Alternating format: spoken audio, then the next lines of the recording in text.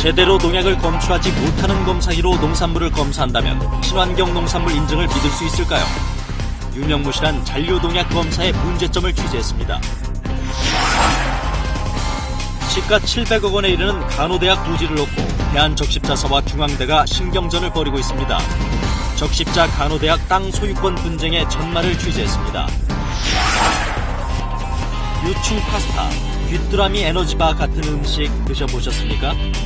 쓸모없는 벌레 정도로만 여겨지던 곤충이 새로운 자원으로 주목받고 있습니다. 세계 시장 규모 11조 원, 급성장하는 곤충 산업을 취재했습니다.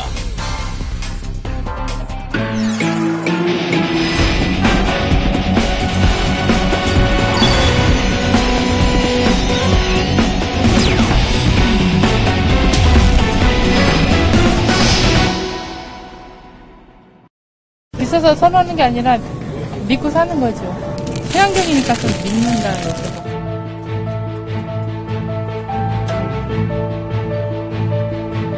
아직까지 한 번도 나온 적은 없어요.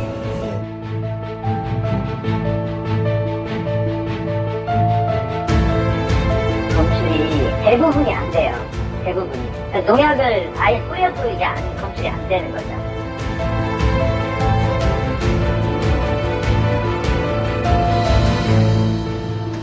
지난해 국내 친환경 농산물의 시장 규모는 2조 4천억 원으로 지난 2009년 3조 4천억 원보다 30%나 줄어들었습니다.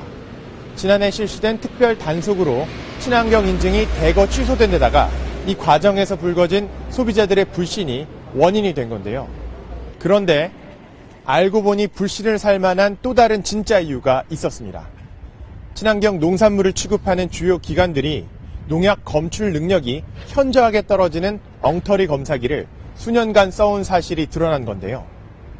유명무실하게 이뤄지는 잔류농약 검사의 실태를 취재했습니다.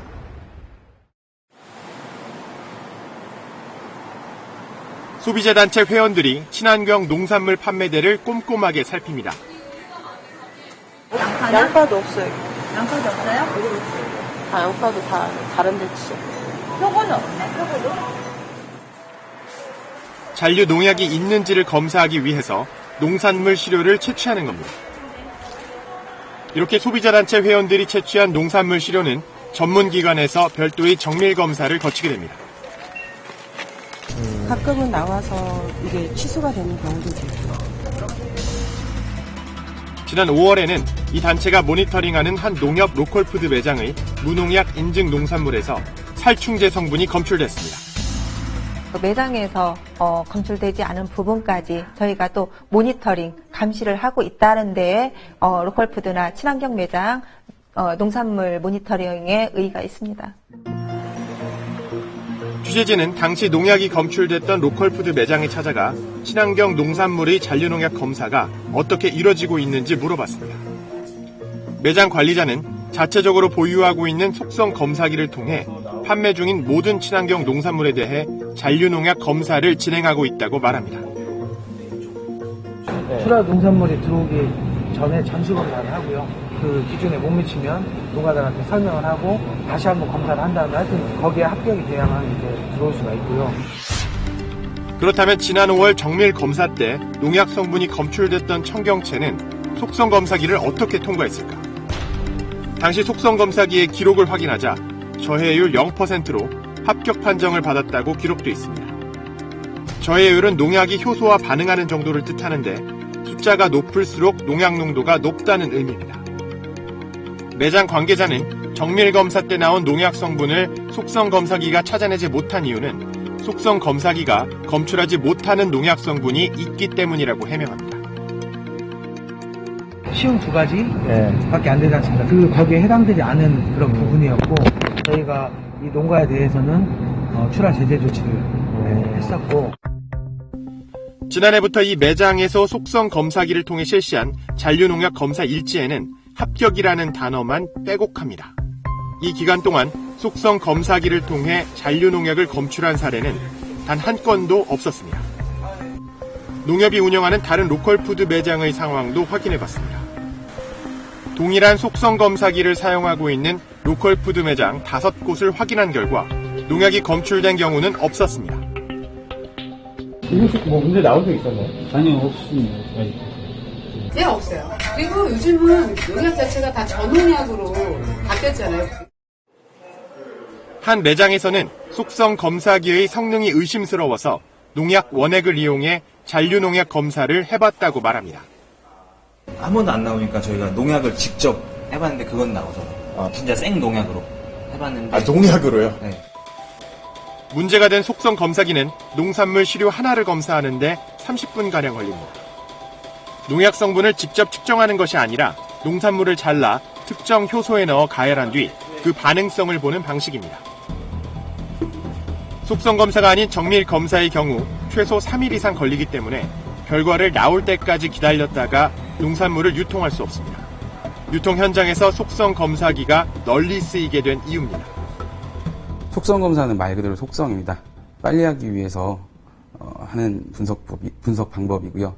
특정 농약들에 대한 그 효소 반응이 있을 때만 가능합니다. 하다 보니 분석할 수 있는 종류가 매우 많지 않고요. 취재진은 무농약 인증을 받은 오이에 농가에서 실제로 사용하는 농도로 희석한 농약을 충분히 뿌린 뒤 규정된 방식과 절차에 따라 속성 검사를 해봤습니다. 저해율 30%까지가 허용 기준인데 저해율 10%가 나와서 합격 판정이 내려졌습니다. 농가에서 출하 직전에 농약을 쓰지 않는 점을 감안하면 이 검사기의 잔류농약 검출 능력이 얼마나 떨어지는지 가늠할 수 있습니다. 취재진은 국립농수산물품질관리원과 함께 농협 로컬푸드 매장에서 파는 친환경 농산물의 잔류농약 실태를 점검했습니다. 매장 5곳에서 농약을 쓰지 않은 친환경 농산물 15점을 무작위로 채취했습니다. 시험 결과 판매 중인 친환경 농산물 시료 15개 가운데 느타리 버섯에서 살충제 성분이 검출됐습니다. 검출된 내용을 말씀드리면 느타리 버섯에서 디플로벤존이라는 농약 성분이 검출이 되었는데요. 검출된 농약의 양은 식용으로 유통될 수 있는 허용치 이내였지만 소비자들에게 친환경 농산물로 판매돼서는 안 되는 제품입니다. 고의적으로 농약을 사용했으면 인증이 취소됩니다. 국내 전체 농산물을 대상으로 한 농가원 검사에서는 시료 100개 가운데 평균 2-3개가 검출됩니다. 이처럼 농협에서 운영하고 있는 로컬푸드 직매장은 전국에서 70여 곳에 달하는데요. 대부분의 매장에서 농약을 검출하지 못하는 엉터리 검사기를 쓰고 있는 실정입니다. 이에 대해 농협은 문제가 된 속성 검사기들이 모두 같은 회사의 제품이라면서 잔류 농약 검사를 위한 다른 대안을 마련할 계획이라고 밝혔습니다. 속성 검사기는 참고 자료로 활용하고 있고요. 향후 농협식품안전센터와 협력하여 점검을 강화하는 등 보완 대책을 마련토록 하겠습니다. 이 속성 검사기는 농협 매장뿐 아니라 상당수의 친환경 농산물 전문점에서도 사용되고 있다고 관계자들은 말합니다. 직매장이라든지 이런 데서 쓰는 거는 좀 보편적으로 쓰여지는 것 같아요. 많이들 쓰는 것 같은데 이 제품을. 농산물 판매점뿐 아닙니다. 서울시 학교보건진흥원 역시 문제가 된 속성 검사기를 사용하고 있었습니다. 서울시 학교보건진흥원은 일선 학교의 보건위생을 점검하는 시교육청 산하기관입니다. 이 기관은 서울 시내 초중고교 1,200여 곳에서 급식에 들어가는 농산물을 직접 제출받아 잔류농약 검사를 하고 있습니다. 지난해에는 8천여 건, 올해는 지금까지 2천여 건, 모두 만여 건의 검사를 벌였지만 농약이 검출된 적은 단 한 번도 없었습니다. 이에 대해 보건진흥원은 속성 검사기의 한계를 인정하면서도 일선 학교와 농산물 재배 농가의 경각심을 환기하는 효과는 있었다고 해명했습니다.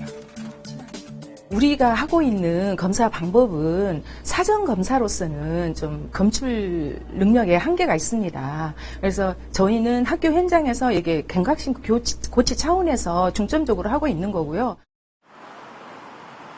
취재진은 검사기를 납품한 업체가 어떤 입장인지를 듣기 위해 사무실을 직접 찾아가 봤지만 문은 굳게 잠겨 있었습니다. 계십니까?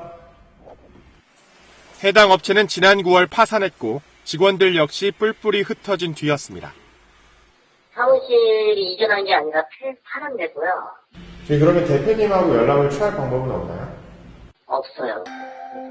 취재진은 수소문 끝에 해당 업체에서 일했던 전직 직원과 연락이 닿았습니다. 이 직원은 속성 검사기의 농약 검출 능력에 문제가 있다는 것을 시인하면서 제조업체의 직원들도 이 사실을 알고 있었다고 말했습니다. 검출이 대부분이 안 돼요. 그러니까 농약을 아예 뿌려도 이게 검출이 안 되는 거죠. 그만큼 이제 문제가 좀 많은 거죠. 실제로 이제 분석이 그만큼이 안 되는데 이제 그런 농약들이 이제 분석이 된다고 과장 홍보를 하는 것도 있는 거고요. 10몇 개밖에 이제 검출이 안 되는데 57개가 분석이 된다. 게다가 서울과 경기 등 광역 학교급식 지원센터 역시 이 속성 검사기를 사용했던 사실이 드러났습니다. 감사원이 지난해 5월 학교급식 실태 감사에서 속성 검사기의 문제점을 지적했지만 경기도는 올해 3월, 서울시는 올해 1월까지 해당 장비로 검사를 계속했습니다.